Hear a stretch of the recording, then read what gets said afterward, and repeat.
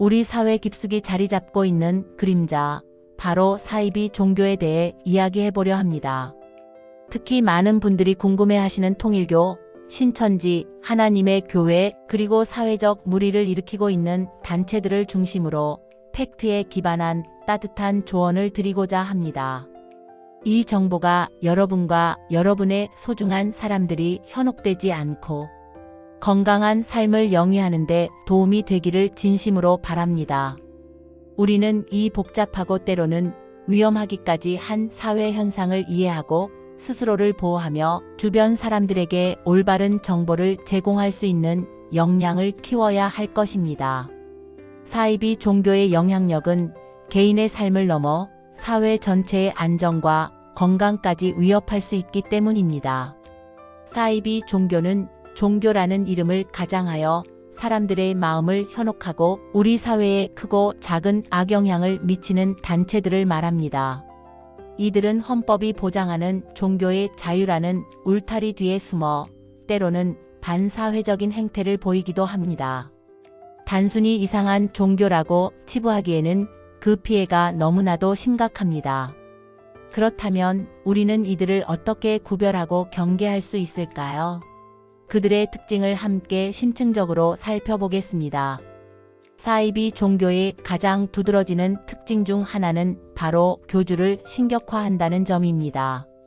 이들은 교주를 단순한 영적 지도자가 아닌 살아있는 신 혹은 신의 대리인으로 숭배합니다. 스스로를 재림 예수나 하나님의 대리자, 심지어는 구원자라고 칭하며 절대적인 권위를 주장하고 신도들에게는 교주의 말과 행동이 곧 진리이자 법이라는 인식을 심어줍니다.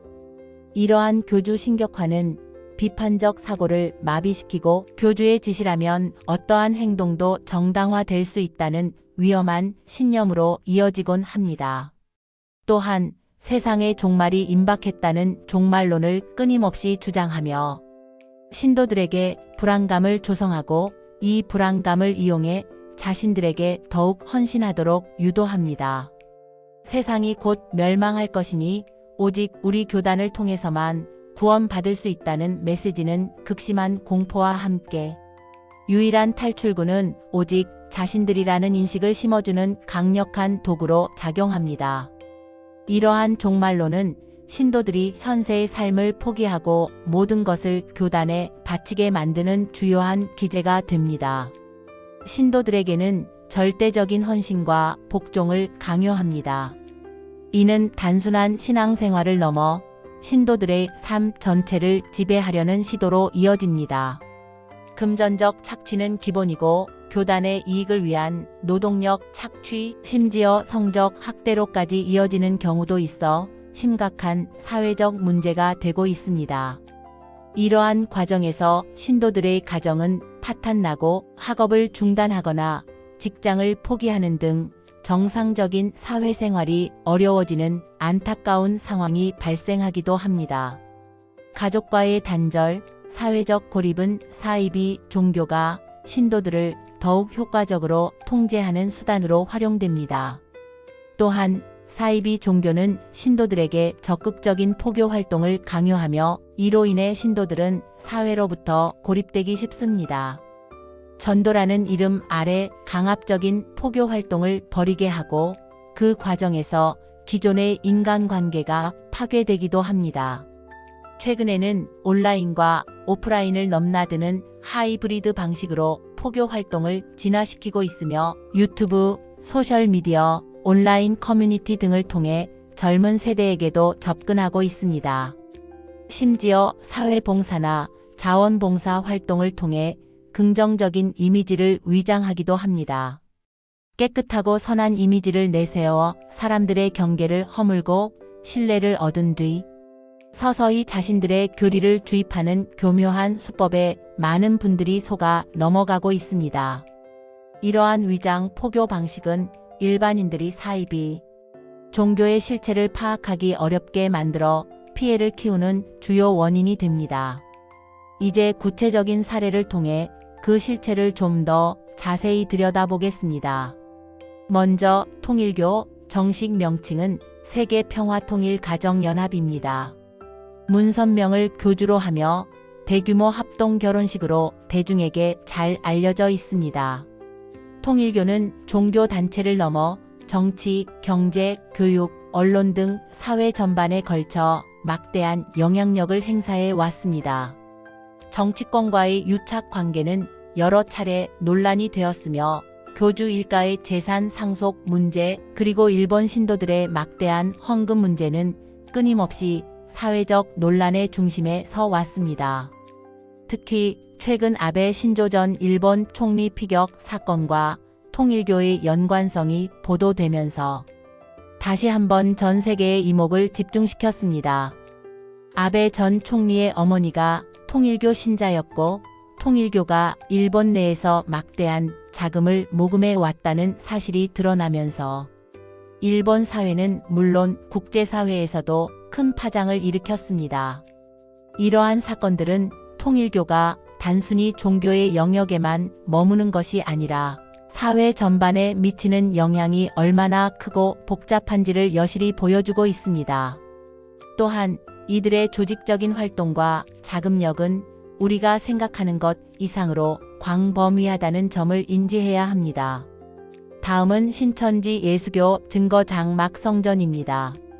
이만희를 교주로 하는 신천지는 비밀 포교와 추수꾼이라는 독특하고 기만적인 전략으로 악명이 높습니다. 이들은 일반 교회를 위장하여 침투하거나 성경 공부 모임, 문화센터, 동호회, 심지어 심리상담 프로그램 등 다양한 위장 단체를 통해 사람들에게 접근하는 방식으로 많은 피해를 낳았습니다. 이러한 방식으로 잠입한 추수꾼들은 기존 종교 신자들을 미혹하여 신천지로 빼가는 역할을 합니다.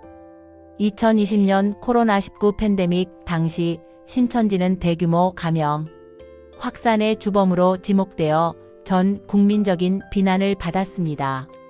신천지 대구 교회에서 시작된 집단 감염은 전국적인 확산으로 이어졌고 정부의 방역 지침에 비협조적인 태도와 거짓 정보 제공으로 사회적 혼란을 가중시켰습니다.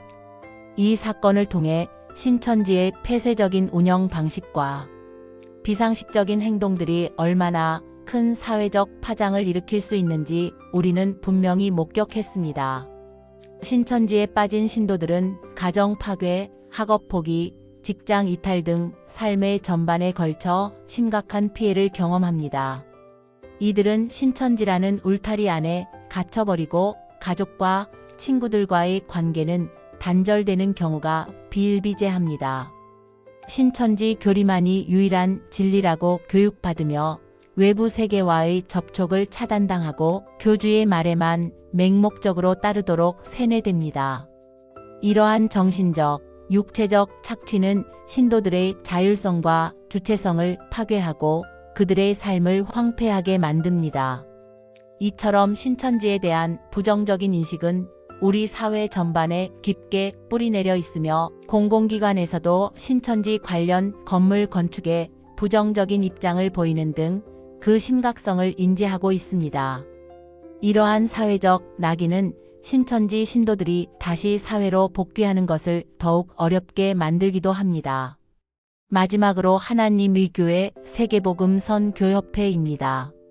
안상홍을 재림 예수로 숭배하는 하나님의 교회는 독특한 교리와 세뇌 방식으로 신도들을 모집합니다. 이들은 어머니 하나님이라는 교리를 내세우며 기존 기독교의 교리와는 상이한 주장을 펼칩니다. 신도들에게 세례를 강요하고 엄격한 사회적 통제를 통해 자신들에게 헌신적인 삶을 살도록 만듭니다. 특정 절기 준수를 강조하며 신도들의 일상생활을 제약하고 가족과의 관계에서도 마찰을 일으키는 경우가 많습니다. 신천지 문제가 사회적 관심이 집중된 틈을 타 국내외에서 세력을 확장하고 있다는 지적이 있으며 이들의 포교 방식 또한 매우 교묘하고 조직적이어서 주의가 필요합니다. 대학가나 길거리에서 친근하게 접근하여 설문조사를 가장하거나 봉사활동을 통해 선한 이미지를 구축한 뒤 교리를 전파하는 방식으로 포교 활동을 벌입니다. 이들은 젊은 층과 여성들을 주된 포교 대상으로 삼는 경향이 있습니다.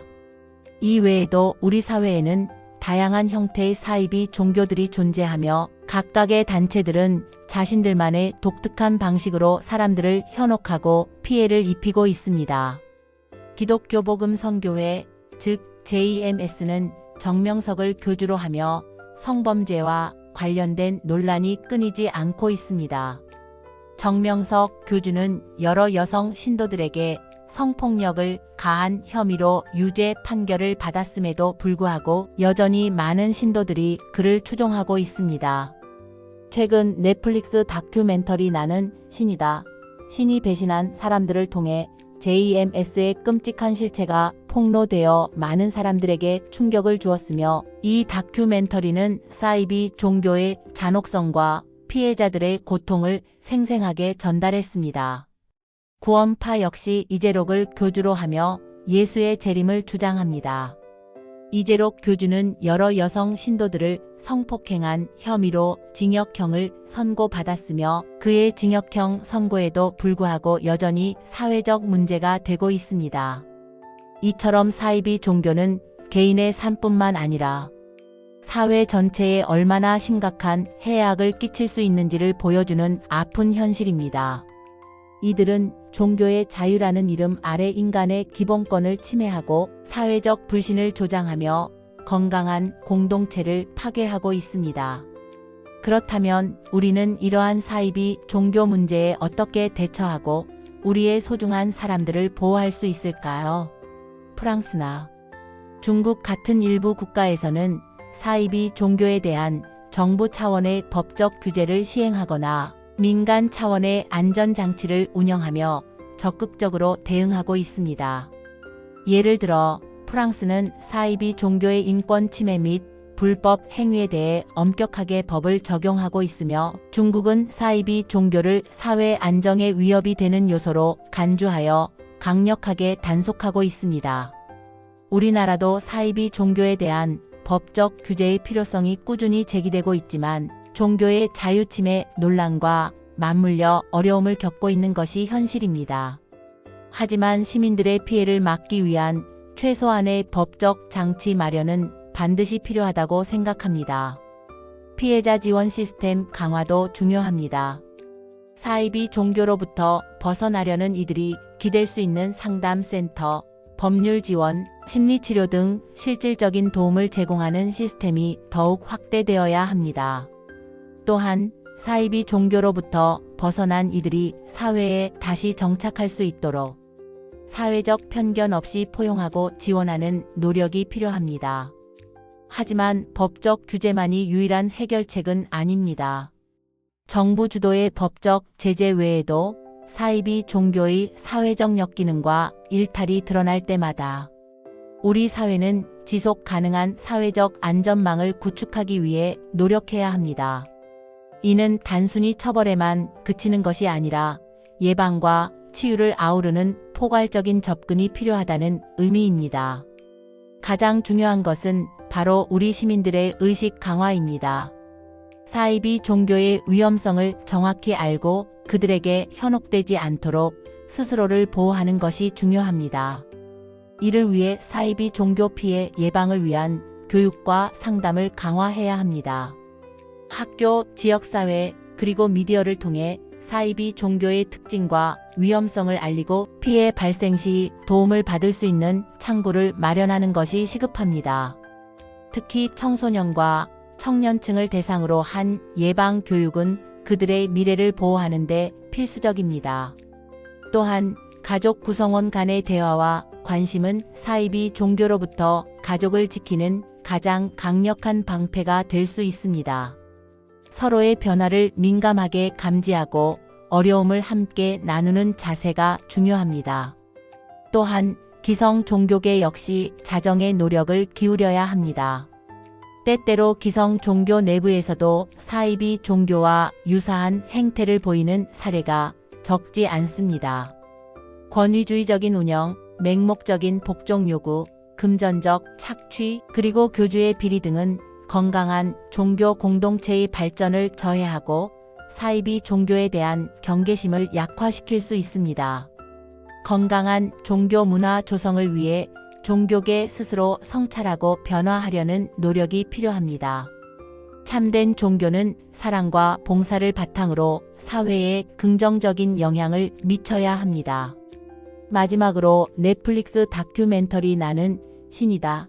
신이 배신한 사람들과 같은 콘텐츠는 사이비 종교의 실체를 폭로하고 피해 사례를 생생하게 보여줌으로써 우리 사회에 큰 경각심을 일깨우는 데 기여했습니다. 이러한 노력들이 계속되어야 합니다.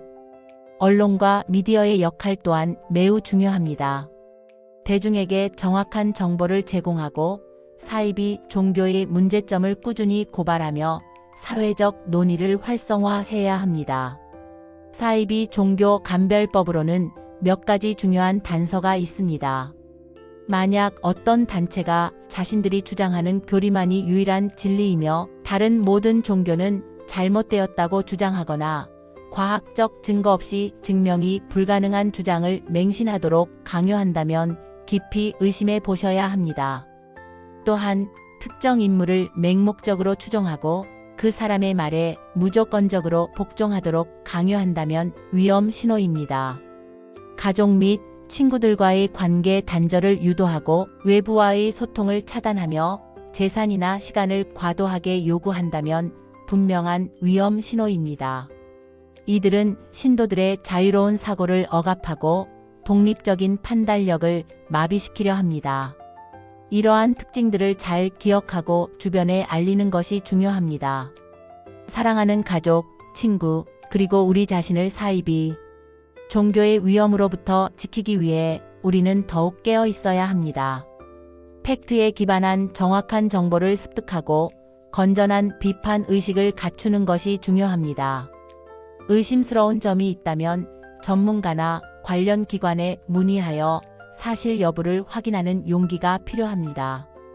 이 비디오를 통해 전달된 정보가 여러분 모두에게 따뜻하고 현명한 이정표가 되기를 진심으로 바랍니다. 우리 모두의 관심과 노력이 건강하고 안전한 사회를 만드는 데 큰 힘이 될 것입니다. 부디 이 정보가 여러분의 삶에 지혜와 통찰력을 더해줄 수 있기를 바랍니다. 소중한 시간 시청해 주셔서 감사드립니다.